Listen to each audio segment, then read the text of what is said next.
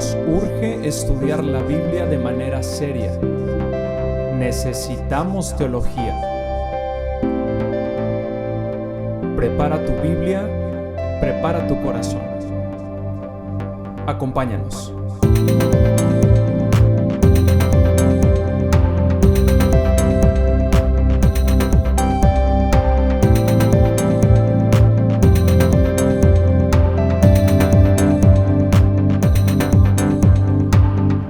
Bienvenidos a Perenne.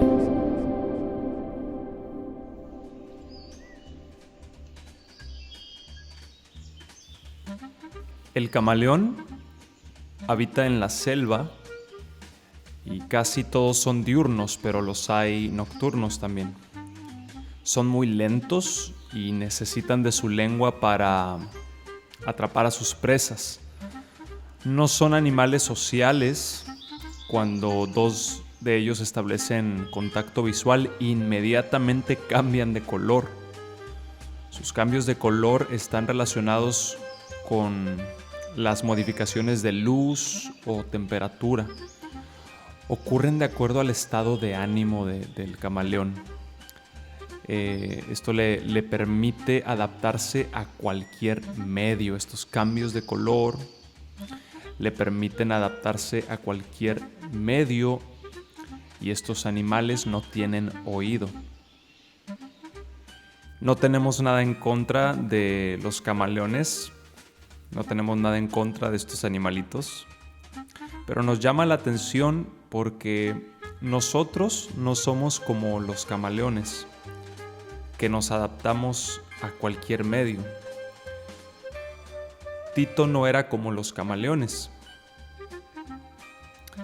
De hecho, él animaba a la iglesia de Creta a que no fueran como los camaleones, a que no se adaptaran a la cultura en un sentido.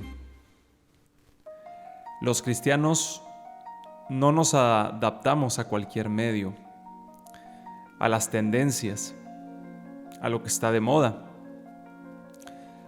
Nosotros no somos como los camaleones. Nosotros estamos llamados a practicar una contracultura.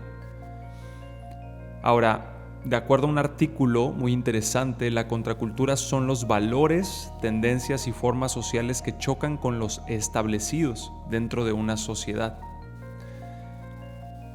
La contracultura viene cuando hay un inconformismo, cuando hay un descontento o una insatisfacción.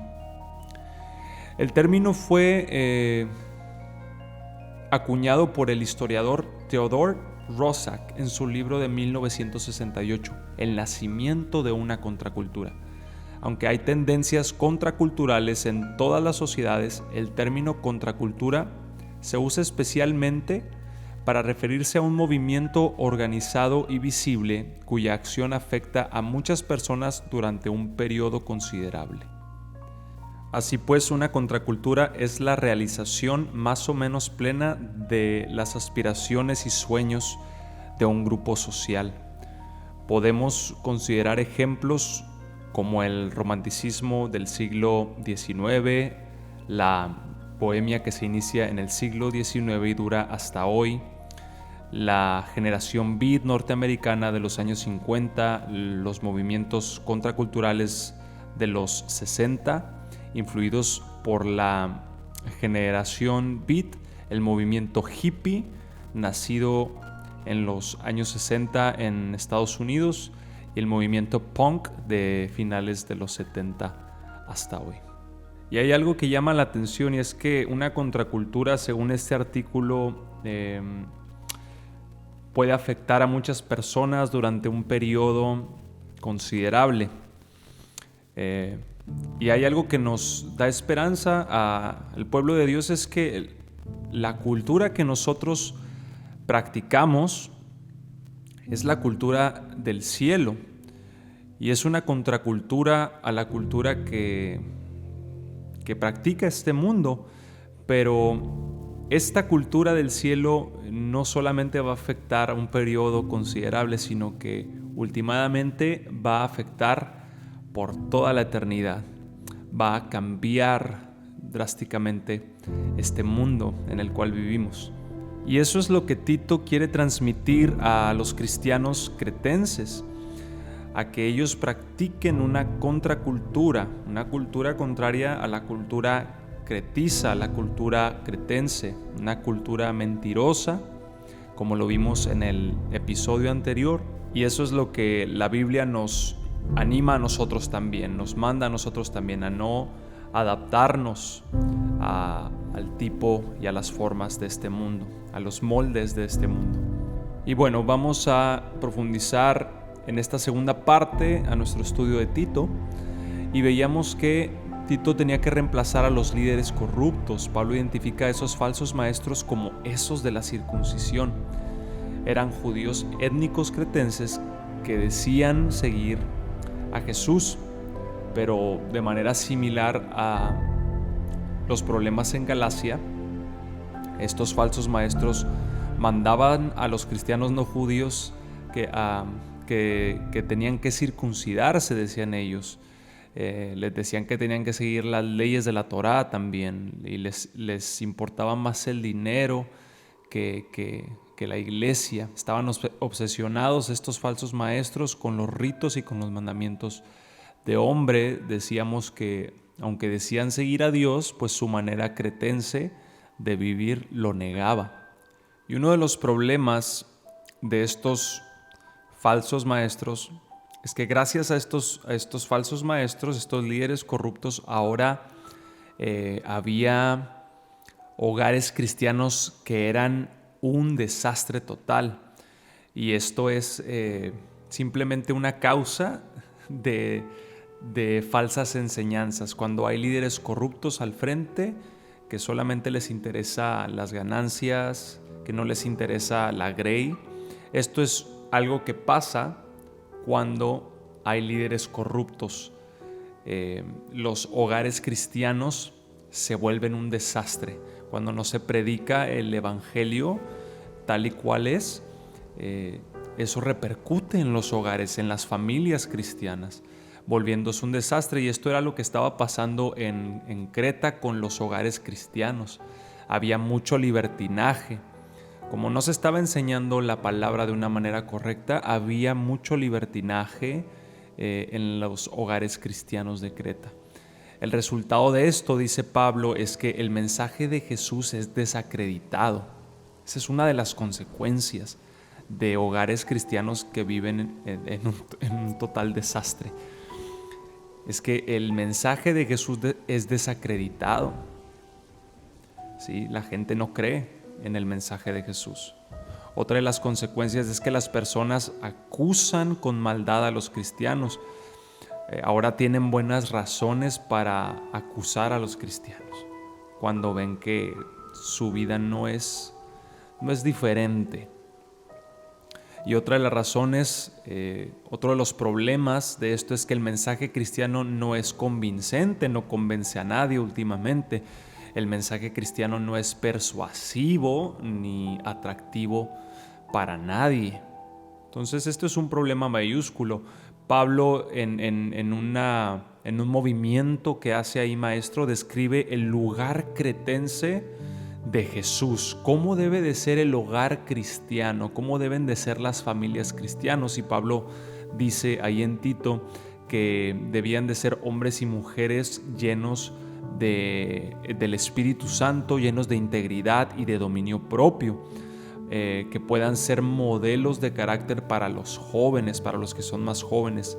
Las mujeres jóvenes debían de buscar hombres fieles para poder formar familias sanas, y los hombres jóvenes debían de ser ciudadanos trabajadores, debían de ser ciudadanos productivos, que se enfocan en su familia, que no andan viendo a otras mujeres. Entonces Pablo, para atacar esto, él dice que el evangelio debe demostrarse en público. ¡Wow! Pablo está diciendo que los cristianos deben demostrarse en la calle, deben demostrarse en público, a los ojos de toda la gente. Y esto debe de ser así si es que verdaderamente va a transformar la cultura cretense. Y eso no va a suceder a través de agitaciones sociales. Tenemos que entender esto, iglesia, que si nosotros queremos transformar una cultura, queremos transformar, comenzando por nuestros hogares, si queremos transformar nuestras iglesias, transformar nuestras comunidades, nuestra cultura en nuestra ciudad, eso no va a suceder por medio de agitación, de una agitación social o por medio de una revuelta, o como son muy famosas las famosas marchas, ¿no?, de cristianos, que yo sé que no tienen malas intenciones, pero a veces no es lo que necesitamos.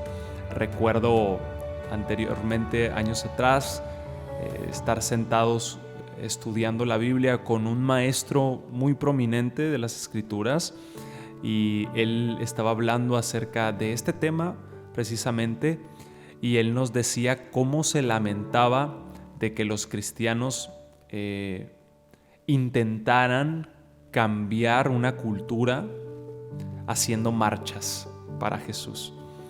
Entonces, puedo entender el porqué o la razón de que él haya dicho eso. No tengo nada contra las marchas, pero no vamos a cambiar una cultura haciendo marchas.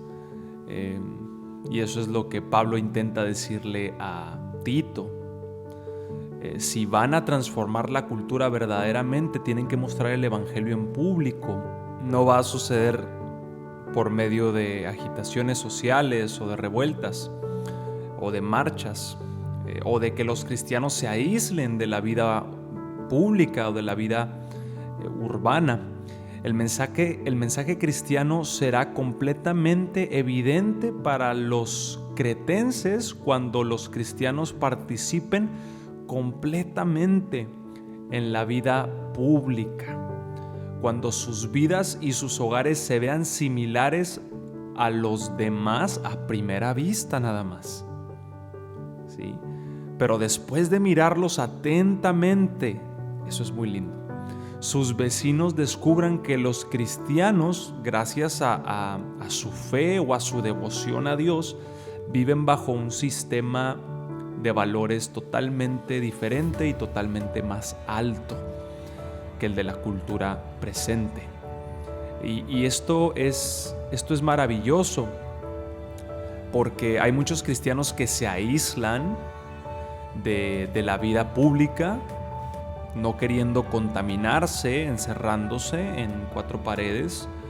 Pero Pablo le está diciendo aquí a Tito que salgan al público, que salgan a las calles, que participen en sus trabajos, que sean ciudadanos honestos, que se involucren en las actividades de su ciudad, en las actividades de su pueblo, que se involucren, que participen en la cultura, en la vida pública cotidiana. Y que sí, a primera vista sus hogares, los hogares de los cristianos parezcan similar a los de ellos, pero que cuando sus vecinos los observen más detenidamente, ellos se den cuenta que hay algo diferente en ellos. Eso es lo que Pablo está animando a Tito que enseñe a la iglesia en Creta. Participen públicamente, no se aíslen.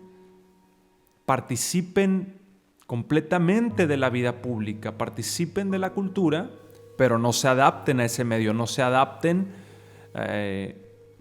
ni abracen los moldes últimamente, ¿verdad? Muestren el carácter de Jesús, muestren que ustedes viven bajo estándares más altos, muestren que sus valores son totalmente diferentes. Y eso no va a pasar si nos excluimos, si nos aislamos de la vida pública. Qué poderoso es esto, qué poderoso es cuando la iglesia, cuando los hogares cristianos salen al público. Que sí, parecen normales, pero cuando la gente se detiene a observarnos, ellos pueden percibir que hay algo diferente. Y esto es lo que va a transformar una cultura, esto es lo que va a transformar una comunidad. Cuando la cultura del cielo choca con la cultura del mundo, algo sucede y esto es lo que transforma. Uno de los versículos más hermosos de Tito está en el capítulo 2, versículo 11, cuando Pablo dice: porque la gracia de Dios se ha manifestado para salvación a todos los hombres. Este versículo es maravilloso. Y aquí Pablo le estaba hablando a ancianos, a ancianas, a mujeres jóvenes, a hombres jóvenes y a los siervos. Y Pablo dice que la gracia se ha manifestado para salvación. Y sí, nos habla de la cruz. La gracia se manifestó en la cruz por medio del Hijo de Dios, quien murió para rescatarnos. Pero también hay otro efecto de esta gracia. La gracia es manifestada a través de su comportamiento también, dice Pablo. Podemos mostrar a los hombres que ya no somos los mismos, que ahora somos diferentes, y esa gracia puede salvarlos a ellos también puede salvar a los cretenses. La gracia no solo nos salva, que eso es maravilloso de la gracia, que nos salvó, pero la gracia no solo nos salva, sino que en el versículo 11 y versículo 12 del capítulo 2 nos dice que la gracia también nos enseña a renunciar a la impiedad y a los deseos mundanos, y a que vivamos sobria, justa y piadosamente, guardando la esperanza y esperar el regreso de Cristo. La gracia es maravillosa porque no solamente nos salva, iglesia, sino que nos enseña, dice Pablo, a no adaptarnos a este mundo. La gracia nos enseña a renunciar a la impiedad, nos enseña a vivir de una manera justa. La gracia de Dios. Y en el versículo 14 nos da el ejemplo de Jesús. Jesús es nuestro ejemplo. Él es la gracia. Por eso la gracia nos enseña a cómo vivir. De acuerdo a Pablo, en este versículo da las características de cómo es el pueblo de Dios. El pueblo de Dios es rescatado de la iniquidad, dice Pablo. El pueblo de Dios es puro. El pueblo de Dios es celoso también de buenas obras. Estas son las características que deben distinguir al pueblo de Dios en sus comunidades. Si nosotros nos damos a esta causa, iglesia, y aprendemos a vivir de esta manera, a la manera de Jesús, muchos serán rescatados de la iniquidad también. Muchos serán hechos puros, serán parte del pueblo de Dios y serán celosos de buenas obras. La gracia de Dios se ha manifestado para salvación, dice Pablo, y sí, se manifestó en la cruz, pero también hay otro efecto de esta gracia. Esta gracia se ha manifestado a los hombres a través de mi forma de vivir. Esto es importantísimo. La gracia de Dios se ha manifestado para salvación y se manifiesta también a través de mi forma de vivir. Cuando yo vivo de esta forma como Dios quiere, estoy manifestando esta gracia a los hombres. Estoy manifestando que en verdad es posible vivir una contracultura, vivir, sí, a primera vista participar de la cultura, participar de la vida cotidiana, pero a final de cuentas algo más rige mi vida, algo más alto, estándares más altos rigen mi vida, el Dios de los cielos rige mi vida. Y cuando yo vivo una vida de esa forma, estoy manifestando esta gracia a los hombres, que también puede salvarlos a ellos, salvar sus familias, salvar sus comunidades. Y esto es maravilloso. Otra perla que podemos extraer de este fascinante versículo 11 es que la manera cristiana de vivir está basada en la gracia generosa de Dios, la cual se mostró en la persona de Jesús. Porque Jesús murió para rescatarnos, para salvarnos, para redimirnos. Esta gracia llama al pueblo de Dios a decirle no a las maneras de vivir pecaminosas, a la manera de vivir corrupta. ¿Qué es lo que motiva al pueblo de Dios a decir no, a renunciar a cosas pecaminosas, pues es la gracia que nos salvó. No abusamos de esta gracia, sino que echamos mano de esta gracia para decir no a las formas de este mundo. Los cristianos deben ser ciudadanos ideales, dice Pablo, deben ser ciudadanos ejemplares, apacibles, generosos, obedientes, que buscan el bien de todos, el bien común. Y esto es muy diferente a la manera en que los cretenses crecieron. Ya cuando creces en una cultura tan perversa, tan mentirosa, es difícil. Pero para la gracia de Dios y para el poder del Evangelio no hay nada que sea difícil, no hay nada imposible. Verdaderamente, aunque los cretenses hayan nacido en una cultura tan perversa, la gracia de Dios es suficiente para rescatarlos de ahí. Entonces, ¿cómo mantener este estilo de vida? Parece imposible. ¿Cómo mantener este estilo de vida contracultural? Y Pablo dice que la fuente de poder para esta manera de vivir es el amor transformador de Dios. El amor que transforma, el amor que viene de Dios. Y este amor se anuncia en el Evangelio. Y Pablo lo describe muy bien en el capítulo 3, versículo 4 al 7. La bondad, Pablo dice que la bondad y el amor de Dios son lo que nos salvó. La bondad y el amor de Dios son lo que nos salvó. Y a través de su Espíritu Santo, dice Pablo, Él nos lavó, nos regeneró y nos renovó. A través de Jesús proveyó un camino también para que fuéramos declarados justos, y esto nos da acceso a la vida eterna. El Espíritu Santo, iglesia, ya nos lavó, nos regeneró y nos renovó. Esto es una realidad en cada hijo de Dios. Ahora hemos sido declarados justos y tenemos ya acceso a la vida eterna, a un nuevo futuro.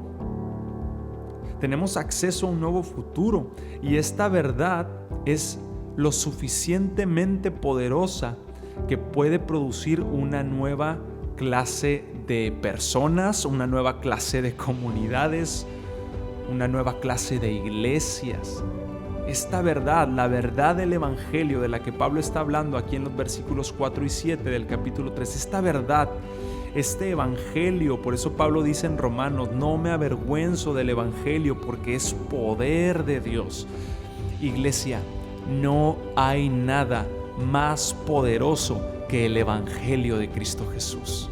No hay nada más poderoso para nuestras comunidades que el Evangelio de Cristo Jesús. No hay nada más poderoso para nuestros gobiernos, nuestros gobernantes, que el Evangelio de Cristo Jesús. El Evangelio tiene el poder de transformar personas, hogares, colonias, comunidades, ciudades, países. Las iglesias deben ser agentes de transformación. Eso debemos ser nosotros. Las iglesias deben ser agentes de transformación. No haciendo guerra, no haciendo tantas marchas, no haciendo revueltas, no haciendo agitaciones sociales como lo vimos en el ejemplo de contracultura al iniciar este episodio. Las iglesias deben de ser agentes de transformación, no haciendo esas cosas, sino a través de la sabia participación de la cultura. Iglesias debemos de ser agentes de transformación. Si nuestras iglesias, vamos a empezar por nuestros hogares. Mejor dicho, vamos a empezar por nosotros mismos. Estamos siendo transformados cada día nosotros a la imagen de Cristo Jesús. Estamos permitiendo que el Espíritu Santo nos transforme cada día. Estamos permitiendo que el Evangelio transforme nuestros matrimonios, nuestras familias. Estamos permitiendo que el Evangelio transforme nuestras iglesias. Debemos de ser agentes de transformación. Es la única manera en que los cristianos de Creta van a vencer esa cultura tan corrupta, esa cultura cretense. Iglesia, no somos camaleones, no nos adaptamos, participamos de la vida urbana, de la vida cotidiana, participamos de la cultura, pero no nos adaptamos a ella. Nosotros vivimos de acuerdo a un sistema de valores mayor, un sistema de valores que viene del cielo, que viene de Dios. No nos adaptemos, iglesia, seamos agentes de transformación. Sí se puede, es posible. Dios nos ha dado herramientas. Tenemos la buena noticia del Evangelio, que es poder de Dios. Y últimamente, el Señor regresará, es lo que dice Pablo. Y Él transformará todas las cosas. Él traerá el gobierno perfecto, el hogar perfecto, personas perfectas, glorificadas últimamente. Esa es nuestra esperanza, iglesia. Que Dios le bendiga.